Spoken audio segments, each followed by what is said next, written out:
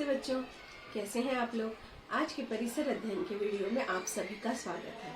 बच्चों, हम लोग पढ़ रहे थे पाठ 16 दक्षिण अभियान, जिसमें हमने अब तक देखा कि शिवाजी महाराज ने अपना राज्याभिषेक करवा लिया था, परंतु राज्याभिषेक के कुछ ही दिनों बाद माता जीजाबाई की मृत्यु हो गई। परंतु शिवाजी महाराज महाराष्ट्र के राजा थे, इसीलिए वो अधिक दिनों तक शोक में नहीं रह सकते थे। उन्हें राज्य का कामकाज आगे बढ़ाना था और साथ ही मुगलों के आक्रमण से महाराष्ट्र को सुरक्षित करने के लिए शिवाजी महाराज चाहते थे कि दक्षिण में भी स्वराज्य का एक महत्वपूर्ण केंद्र उनके हाथ में हो। इसीलिए उन्होंने दक्षिण अभियान की योजना बनाई, जिसमें उनकी सहायता की गोलकुंडा के कुतुब शाह ने। गोलकुंडा के राजा कुतुब शाह ने शिवाजी महाराज को अपने राज्य में आमंत्रित किया। शिवाजी महाराज जब गोलकुंडा पहुंचे तब वहां पर उनका भव्य स्वागत हुआ, क्योंकि शिवाजी महाराज के पराक्रम की खबरें चारों ओर फैल गई थी। गोलकुंडा के कुतुब शाह ने शिवाजी महाराज को जो सम्मान दिया, जो उनका स्वागत किया, उसे स्वीकार करने के पश्चात शिवाजी महाराज ने दक्षिण पर आक्रमण किए, जिसमें कि उन्होंने जिंजी का और वेल्लोर का किला जीत लिया। जिंजी का किला बड़ा ही मजबूत किला था। वो किला जीत लेने से दक्षिण में भी स्वराज्य का एक महत्वपूर्ण केंद्र तैयार हो गया। इसी प्रकार शिवाजी महाराज ने कर्नाटक में छोटे बड़े अनगिनत किले जीते और 20 लाख की आय वाला प्रदेश भी जीत लिया। अब हम देखते हैं इसके आगे क्या हुआ। शिवाजी महाराज ने अपने सौतेले भाई व्यंकोजी राजे को मिलने के लिए बुलाया। वे अनिच्छा से आए। अनिच्छा अर्थात व्यंकोजी राजे की शिवाजी महाराज से मिलने की कोई इच्छा नहीं थी, इसीलिए वे अनिच्छा से शिवाजी महाराज से मिलने के लिए आए।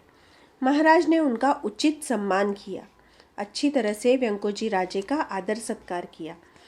उन्होंने व्यंकोजी राजे को समझाने का प्रयत्न किया और उनसे स्वराज्य के कार्य में सहयोग देने के लिए आग्रह किया अर्थात प्रार्थना की उन्होंने, क्योंकि वो भाई थे शिवाजी महाराज के, इसीलिए शिवाजी महाराज ने व्यंकोजी राजे से यह आग्रह किया कि स्वराज्य के काम में वो उनकी सहयोग करें, उनकी सहायता करें। कुछ दिनों तक व्यंकोजी राजे शिवाजी महाराज के साथ रहे, लेकिन एक रात महाराज से बिना कुछ कहे वो तंजौर चले गए और फिर उन्होंने शिवाजी महाराज की सेना पर आक्रमण कर दिया।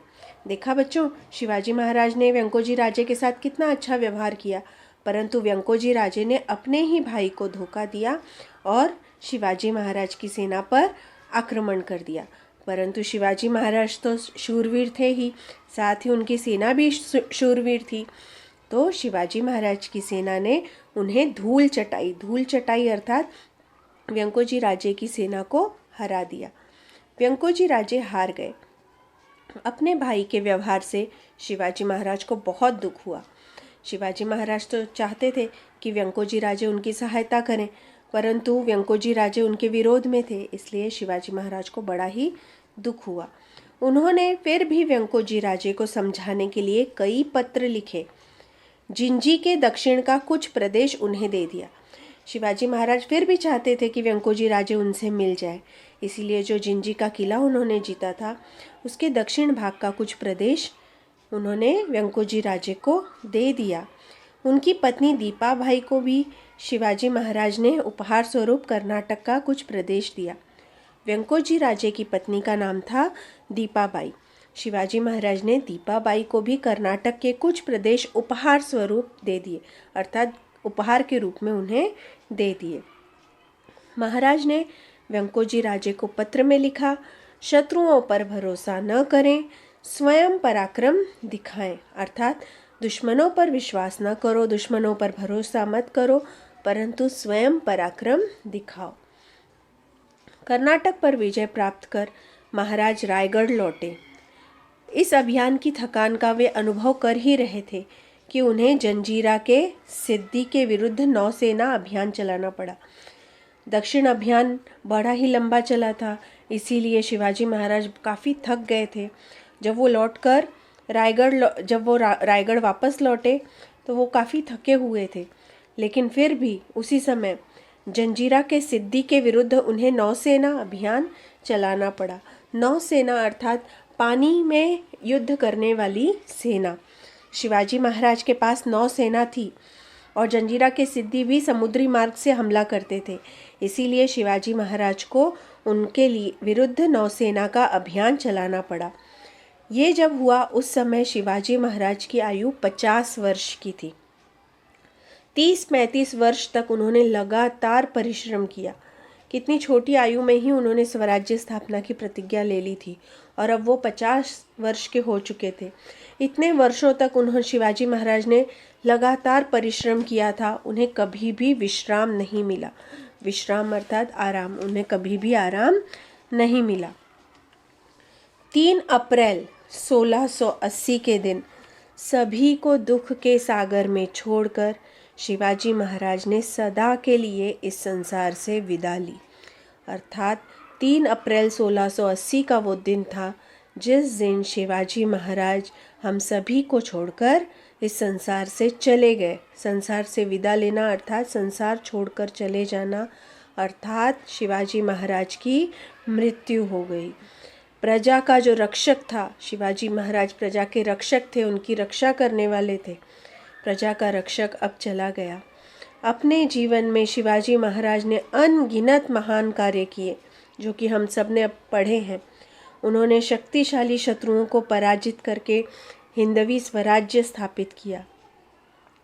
संपूर्ण भारत में महाराज के कार्य का कोई सानी नहीं है। अर्थात पूरे भारत में शिवाजी महाराज के काम की तुलना किसी के भी साथ नहीं की जा सकती।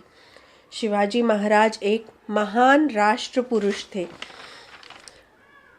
आपके सामने जो चित्र आप देख रहे हैं वो शिवाजी महाराज की समाधि का चित्र है जो कि रायगढ़ में है। आप उसे जाकर देख सकते हैं। शिवाजी महाराज एक महान नेता थे, एक महान राष्ट्र पुरुष थे जिनकी तुलना कहीं नहीं की जा सकती। प्रजा के वो शुभ चिंतक थे, प्रजा के हित की रक्षा करने वाले थे, प्रजा के रक्षक थे। ऐसे महान शिवाजी महाराज को हम सभी का प्रणाम है। तो बच्चों, आज के वीडियो में हमने देखा कि शिवाजी महाराज ने वेंकोजी राजे से भेंट की और उनके साथ क्या बातचीत हुई और उन्होंने वेंकोजी राजे के साथ क्या किया। इसके पश्चात हमने ये भी देखा कि शिवाजी महाराज हम सभी को छोड़कर चले गए, उनकी मृत्यु हो गई। यहाँ पर ये पाठ समाप्त होता है। तो बच्चों, आज का जो वीडियो है उस पर आधारित मैं आपको प्रश्नोत्तर दूंगी जिसे आप अपनी कॉपी में लिखिए। और हाँ, अपना बहुत ज़्यादा ध्यान रखिए, मास्क और सैनिटाइजर का इस्तेमाल करिए, 2 गज दूरी का पालन करिए। नमस्ते।